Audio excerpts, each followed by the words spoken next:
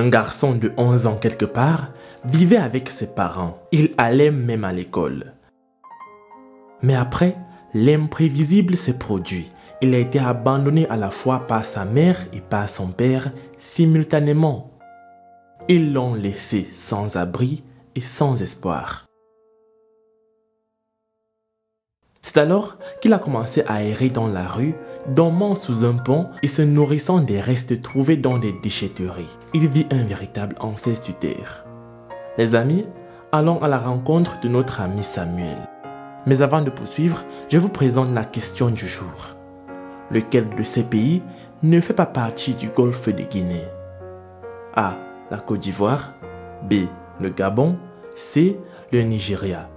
J'attends vos propositions dans les commentaires et la réponse exacte vous sera donnée à la fin de la vidéo. Selon son témoignage, il vivait avec ses parents. Mais ses parents se querellaient et bagarraient presque tous les jours sous les yeux malheureux de ce petit garçon. Jusqu'à ce que le père les a laissés et est parti dans un endroit qu'ils n'ont jamais connu. Ils ont alors commencé à mener une vie difficile. Il vivait avec son frère jumeau, leur sœur et leur mère. Ils ne pouvaient plus aller à l'école, mais allaient dans la rue afin de manger quelques pièces de monnaie. Ce faisant, ils ont été renversés une fois par une voiture et heureusement, il n'y a pas eu de graves blessures. La vie ne cessait de se compliquer que leur sœur a dû quitter l'école et est devenue femme de ménage quelque part très loin. Après le départ du père et de leur sœur, leur mère a fait venir un vieil homme pour combler le vide du père. Un jour, les jumeaux restants se sont réveillés et ont trouvé que leur mère et le vieillard étaient partis. Ils se sont rassurés que les enfants étaient endormis et sont partis aux environs de 4h30 du matin. Il était maintenant resté avec son frère jumeau et ils ont décidé d'aller vivre en ville. Ils décidèrent de partir sans savoir où ils allaient, mais pensaient que peut-être ils allaient retrouver leur père sur le chemin. Tugiye kura nyine ko bahari dusanga ntabahari harimo imyenda yacu dufata icyemezo cyo kuzagenda uko nyine niyo manga ya. Pendant la nuit, ils dormaient sous les ponts et dans les buissons le matin. Ils ont finalement atteint la ville, mais n'avaient toujours nulle part où aller. Ils ne savaient qu'une chose, aller sous les ponts pour dormir. Et comme ils n'avaient rien à faire, ils passaient leur temps à vagabonder dans la rue, cherchant de quoi acheter de la nourriture. Mais la plupart du temps, ils passaient des jours sans manger et se dirigeaient vers les dépôts d'ordures pour compter sur les restes. Ils ont continué leur route jusqu'à ce qu'ils aient atteint un autre village où leurs parents avaient l'habitude de dire qu'ils étaient originaires. Ils espéraient rencontrer leurs parents un jour. Mais c'était tellement désespéré que leurs rêves ne se sont jamais réalisés. Ils se sont demandé s'il y aura un jour dans leur vie où cette misère prendrait fin, pour qu'ils soient à nouveau heureux, mais cela n'était qu'un rêve. À force de toujours bouger sans direction fixe, parfois ils se retrouvaient sur leur point de départ car n'ayant pas fait attention à la direction. Un jour, son frère jumeau et lui ont ramassé de l'argent et ils ont eu une idée géniale pour investir cet argent, alors ils ont commencé à faire des beignets et à gagner quelques sous. Ils n'avaient pas de maison, ils dormaient dans des maisons abandonnées. Certaines personnes leur donnaient de l'argent, mais d'autres fois, ces beignets n'étaient pas vendus. Un jour, alors qu'il est parti vendre des beignets dans la rue, son frère jumeau est parti sans le prévenir. Et quand il est rentré, il a découvert que son frère était parti. Cette nuit-là, il n'a pas dormi. Il se demandait pourquoi il l'avait quitté et se demandait où il était exactement. Son frère jumeau avait l'habitude de dire qu'il allait s'en aller un jour. Mais Samuel pensait que c'était une blague alors que son frère était vraiment sérieux. Il a passé de nombreux jours de mauvaise humeur. Cette fois-ci, pas de parents, pas de frères ni de sœurs. Il était tellement découragé mais devait être fort.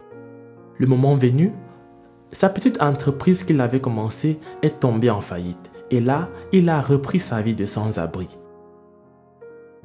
Il dit que tout ce qu'il voit, c'est qu'il n'y a pas d'avenir. Il n'y a pas de vision pour lui. Il n'a qu'un seul souhait, celui d'avoir de l'aide et de retourner à l'école. Il dit qu'avant que tout cela ne commence, il était un élève au cours élémentaire 1. Il a fait de son mieux pour rechercher l'un des membres de sa famille ou l'un de ses proches, mais ils sont introuvables. Peut-être qu'il n'a pas certaines informations sur l'endroit où se trouvent certains des membres de sa famille.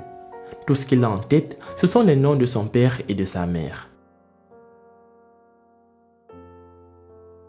En larmes, il demande que s'il y a un des membres de sa famille qui le regarde en ce moment, qu'il lui vienne en aide. Bamfasha nuko wenda abanzi wenda mu muryango wanjye nukuza wenda bakanyereka umuryango wanjye aba barabonye papa wanjye cyangwa mama wanjye bajya wenda banamuzana. Alors qu'il continuait à errer dans les rues, une mère l'a vu et s'est dit que sa souffrance devait prendre fin.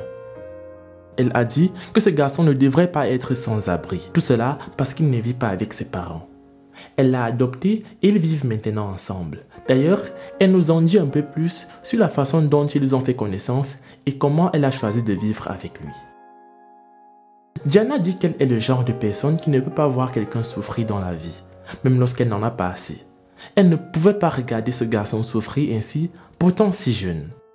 Après avoir écouté attentivement la vie de ce garçon, elle a automatiquement pensé qu'il y avait un soutien qu'elle pouvait lui apporter. Elle dit qu'au début, le garçon a été adopté par ses voisins, mais ceux-ci se disputaient tout le temps, à la fois la femme et le mari. Diana dit qu'il ne l'aidait pas du tout car il lui rappelait de mauvais souvenirs. L'homme qui avait adopté le garçon était toujours ivre et battait tout le monde, à la fois sa femme et même le garçon adopté. Elle l'a chaleureusement accueilli et a essayé de lui montrer un peu plus d'amour et d'affection. Au bout de quelque temps, Samuel a brisé le silence et a parlé à cette maman. Elle dit qu'après leur rencontre, il a eu une sorte de traumatisme émotionnel et ne pouvait pas parler davantage de sa vie. Cela lui a pris un certain temps, il l'a tout raconté et à partir de là, elle s'est rendue compte que les parents de Samuel n'avaient pas vraiment fait ce qu'ils étaient censés faire en tant que parents. Elle est sans voix que ses parents ne l'ont même pas amené chez l'un de ses grands-parents. Et elle est sûre que si ce garçon savait où ses grands-parents vivaient, il serait allé là-bas au lieu d'errer dans les rues. Diane accuse les deux parents de ce garçon, principalement sa mère. Ayant été victime elle-même, elle comprend ce qui arrive lorsqu'on fait face aux difficultés de la vie. Elle est veuve et mère biologique de 4 enfants et a perdu son mari il y a quelques années. Elle est donc ici pour demander de l'aide afin que Samuel puisse retourner à l'école. Elle dit que tout ce qu'elle veut, c'est de le voir un jour se transformer en un homme. Les amis, vous pouvez aider cette mère à élever et même à aider Samuel à retourner à l'école en contribuant via le lien de campagne GoFundMe dans la description de la vidéo. C'est la fin de cette vidéo les amis. La réponse à la question du jour était la Côte d'Ivoire. Laisse un like si tu as trouvé. Moi je vous laisse et surtout on se prend pour la prochaine fois.